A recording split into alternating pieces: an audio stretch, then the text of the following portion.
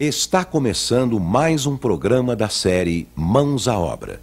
Esta série é composta de 30 programas. Hoje você vai assistir ao programa número 17, Mãos à Obra, o programa da construção.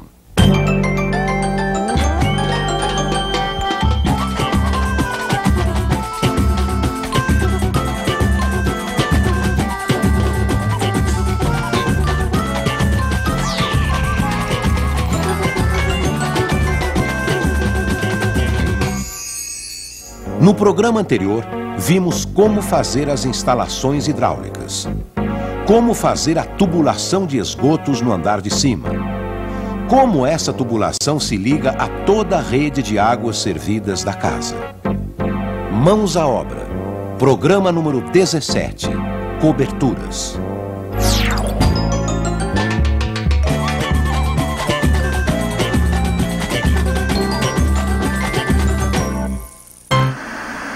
Piorou, Pedro.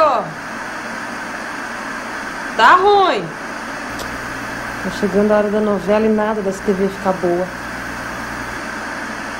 Tá melhorando, Pedro. Aí. Continua mexendo assim, tá bom. Vai. Isso. Aí, melhorou. Para aí.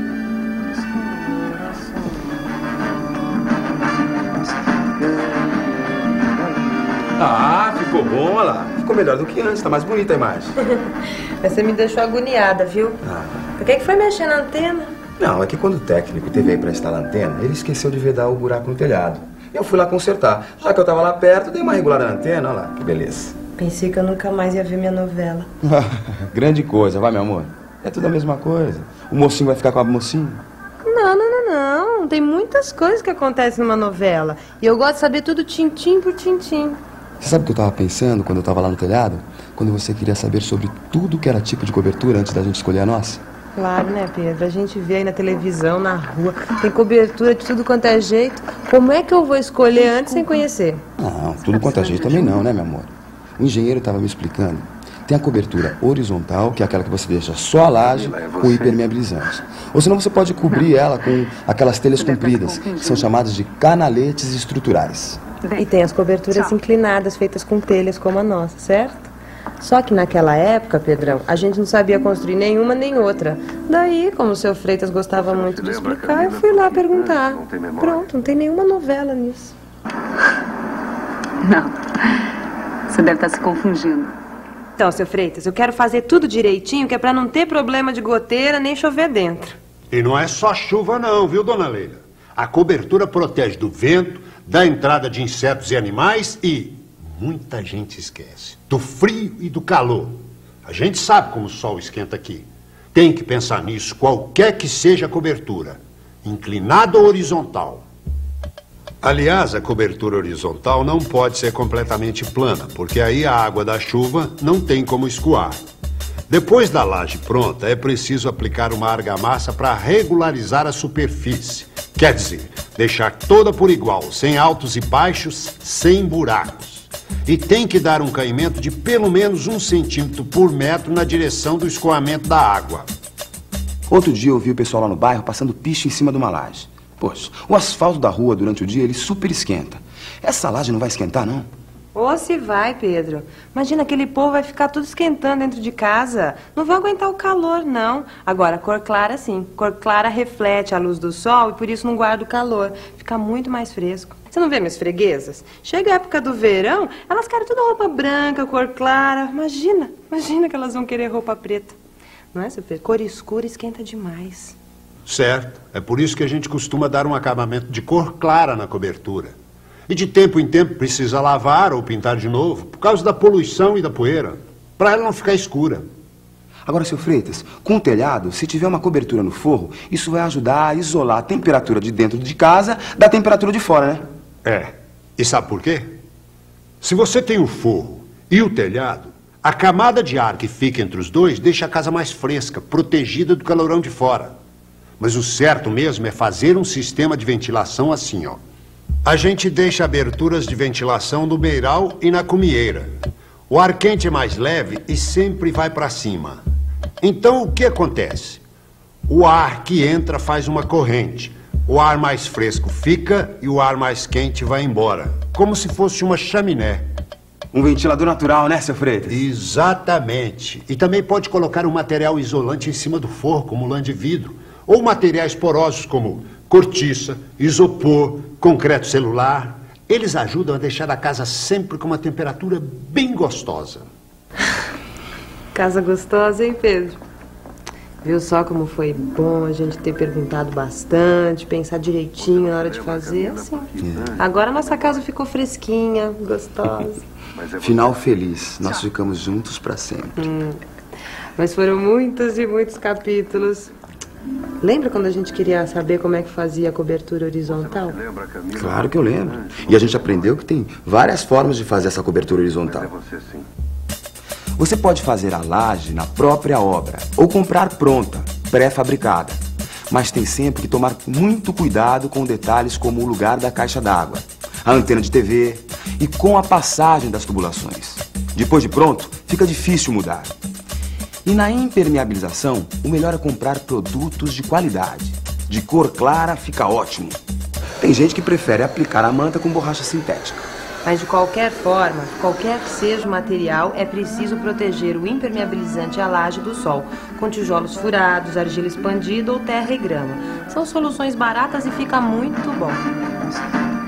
Outra solução é pôr uma camada de isopor de 2,5 cm e tijolos furados em cima para segurar. Esse material não apodrece e protege muito bem o impermeabilizante. Outra coisa importante, a borda do material impermeabilizante tem que ficar bem protegida, que é para a água não entrar por trás dele. A extremidade da laje tem que terminar com uma testeira de concreto. A testeira tem que ter uns 25 ou 30 centímetros de altura e a borda do impermeabilizante tem que ficar embaixo dela. Assim, a água não consegue penetrar por trás do impermeabilizante. Uma pingadeira na parte de cima impede que a água corra para dentro. E embaixo da testeira, uma outra pingadeira evita que a água fique correndo embaixo da laje. Um detalhezinho de nada, né? Mas você vê como é importante? Por isso é que eu digo, a Leila tem razão. Pra coisa dar certo, a gente tem que perguntar, perguntar e perguntar. Posso te perguntar um negócio, Pedro? Claro, meu amor. Posso ver minha novela, que agora o comercial já tá acabando? Tudo bem. Me aguarde nos próximos capítulos.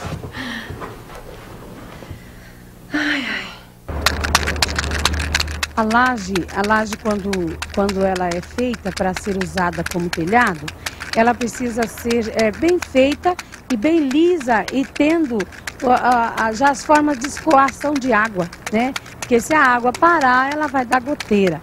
E também o calor, que é muito excessivo, porque quando o sol bate na laje, ele passa o calor e filtra o calor para dentro da casa, né? Para assim impedir umidades, a gente costuma usar os vedantes, né? Então, tem aqueles vedantes pretos que a gente passa na laje. Ele segura bastante a água e veda também bastante a umidade. Ela tem que ter um bom caimento, ela tem que ser medida, tem que fazer nível, tudo certinho. E ela tem que passar, a cobertura ela tem que passar da parede da casa. Porque senão, além de entrar água pela cobertura, ela vai escorrer água pela parede e vai dar problema de umidade na parede.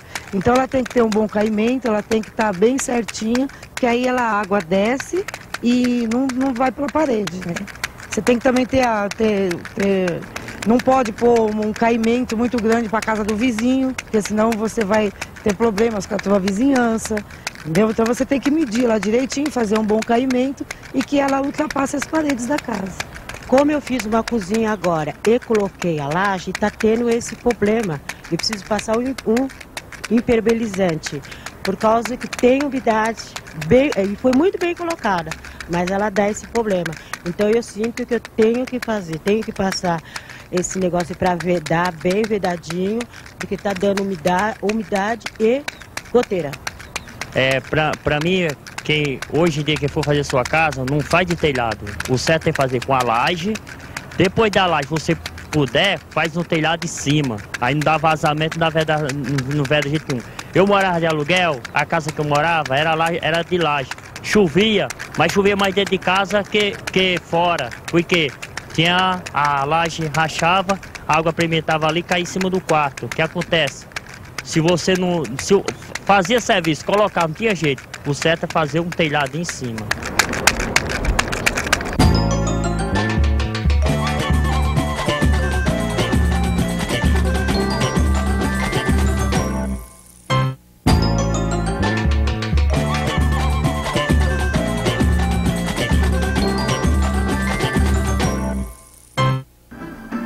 Olha o cafezinho. Ai, obrigada, Pedrão. Tá bom seu café, viu? Gostou? É, ainda bem, né? Você é toda exigente. Sou mesmo. Não me escapa nada.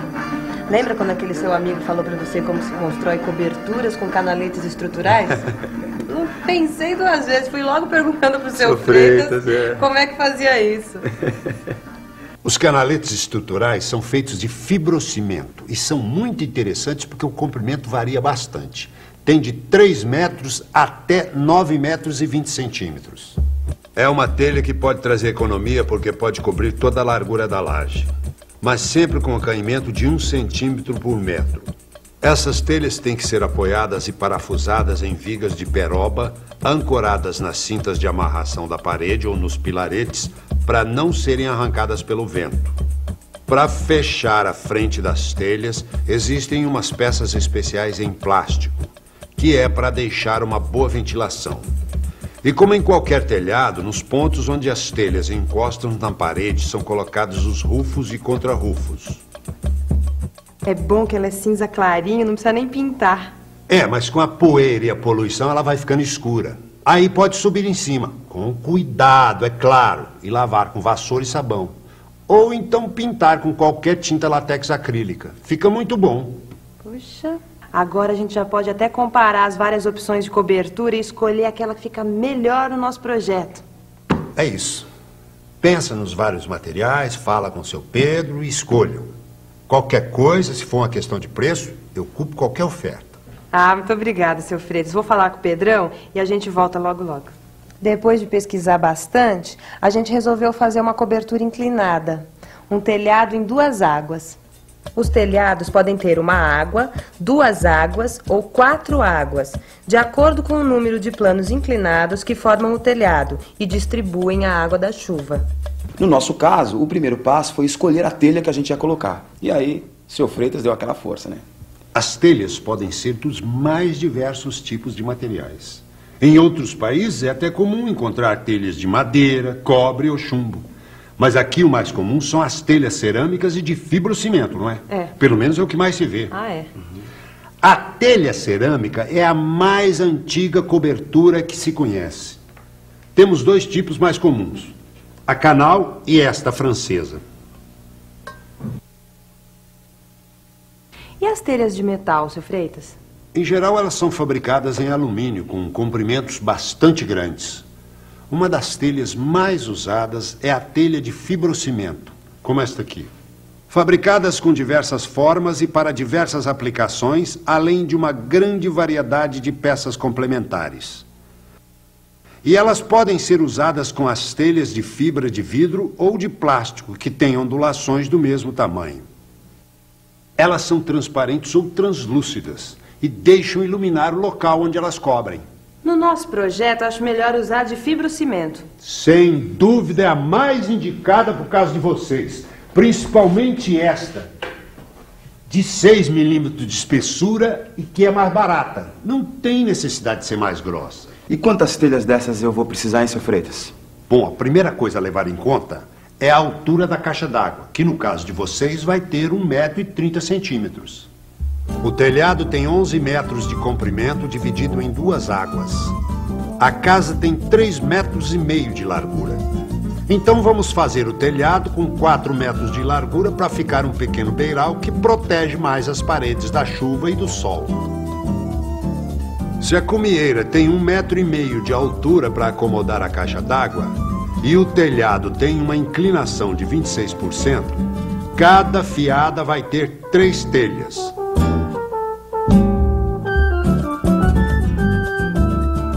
No comprimento, elas se sobrepõem 26 centímetros e na largura, elas ficam 5 centímetros uma em cima da outra.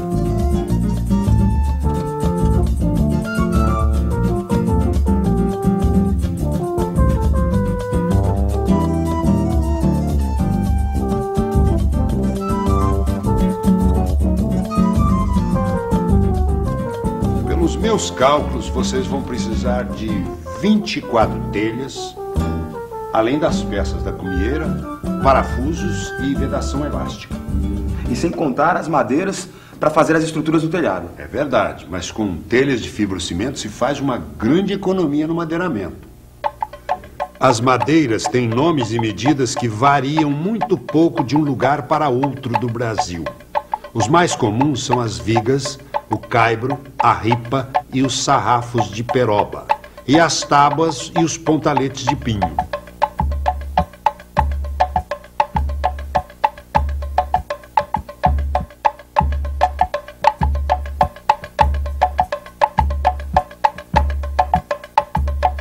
Com as telhas de madeiramento, vocês estão prontos para terminar a cobertura. O senhor não imagina a nossa felicidade em chegar nesse ponto, seu Freitas. Até parece um sonho, não é, Pedro? Opa, nem me fale, meu amor. Mais que um sonho. Então, cuidado para esse sonho não virar pesadelo. Virgem Maria, como assim, seu Freitas? Assim que terminar de fazer a laje do forro e a alvenaria do oitão, antes de fechar a cobertura, verifiquem se todas as instalações elétricas e hidráulicas que vão no forro estão certas. A colocação da caixa d'água e de suas tubulações, os eletrodutos e os pontos de energia e alimentação, além da ligação para a antena de TV. Vejam se a caixa d'água fica bem tampada para que não entre poeira, insetos e animais. E não esqueçam do alçapão, que tem de ficar perto da caixa d'água para facilitar a manutenção dessas instalações. Acertar tudo isso depois vai ser um desastre. Mas depois pode colocar o telhado. Também não dá para esperar a vida toda. Claro, dona Leila. E a senhora vai ver que não é nada complicado. Entre as paredes colocam-se as terças, que são as vigas de peroba de 6 por 16. Elas se apoiam nos frechais, que repousam sobre as cintas de amarração do oitão e das paredes, e que são amarrados nos pilaretes para ficarem bem firmes.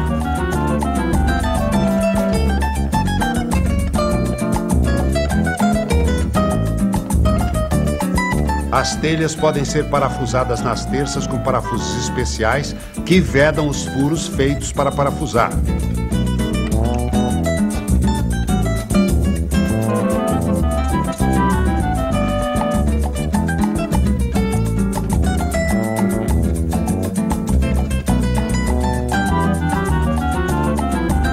As aberturas de ventilação no oitão e na cumieira são protegidas com uma peça de plástico para impedir a entrada de insetos e animais. Depois é só pintar com tinta acrílica branca para ajudar a refletir o calor. E pronto. E um conselho: evitem colocar qualquer coisa em cima do telhado. Para fazer a manutenção, é preciso andar sobre as telhas e o risco de quebrar é muito grande. Se for preciso mesmo, é necessário colocar uma tábua para andar em cima. Mas não dá para colocar nenhuma antena de TV? Dá, claro que dá. Procure um ponto na cumieira onde a possibilidade de penetração de água é menor. Fure a peça, passe o cano e prenda no forro, não na telha. Depois feche o furo com vedação plástica. Ai, seu Freitas, já pensou quando tiver pronto o meu lar docilar? Protegido da chuva, do frio. É a nossa casa. Ai, tô tão apaixonada já, viu? É paixão pra toda a vida, seu Freitas. Meu lar, meu castelo. Ô, meu amor, acabou a novela? Acabou, Pedro. Um casal tão bonitinho. Parecia a gente. Pega um limãozinho ali pra mim, amor, por favor. Legal então. Vou ver meu futebol porque hoje é final de campeonato. Agora entendi por que você consertou aquela antena. Lógico, você acha que ia consertar à toa? Então eu vou lá torcer com você. Isso, vamos lá. Olha, no próximo programa a gente vai falar sobre drenagem. Fique à vontade. A casa é sua. No terreno, o que você tem que procurar fazer, se ele não é regular, você tem que, sabe, encher um pouquinho de terra, fazer direitinho para que a água, quando bata, ela saia para a rua. Ela tem que ter um lugar, né, ideal para que ela venha. Então você não pode deixar um terreno um pouco mais baixo, outro um pouco mais alto, porque aí você vai começar a criar poças de água. Na minha casa tinha esse problema, então nós tivemos que drenar. A gente abaixou um pouco o terreno, com mais caída para a rua, para não ter aquele empoçamento de água, porque aí passa para a sala, passa para a cozinha, fica até o rio. A gente, se não fazer essa caída, né, para a rua, ou então um cano para a água evacuar mesmo, né? Na minha casa eu fiz isso. Eu teria que colocar uma calha em toda a volta da casa e também dar o acabamento nela no ralo para ela escoar, para sair no ralo da rua, né? No caso seria o esgoto que tem que ter para a água escoar. No telhado você precisa pôr calho e pôr condutor, entendeu? No chão você vai ter que fazer um piso, entendeu? Pôr um cano por debaixo para pegar aqui, se chama um dreno, né? A emoção é de você estar morando seguramente, sem o risco de despejo, sem o risco de ter problema. Você pode ter muitos problemas na sua vida, mas você vai ter sempre um teto em cima da sua cabeça. E isso é muito importante. Você pode ter problema, pode estar desempregado, mas você tem um lugar para voltar no fim da tarde quando você vai procurar emprego. Porque você tem o seu lar e a certeza da sua família estar agasalhada debaixo de um teto e dentro de uma casa. Isso é muito importante. E é muito emocionante também. No programa de hoje, vimos os vários tipos de coberturas. Cobertura horizontal com impermeabilização da laje. Como cobrir a casa com canaletes. Como fazer uma cobertura inclinada com a utilização de telha de fibrocimento. O que fazer para evitar o acúmulo de calor na laje e no telhado. Qualquer construção ou reforma exige a participação de um profissional habilitado responsável pelo projeto e pela execução da obra. Procure a Prefeitura ou o CREA para obter mais informações a respeito.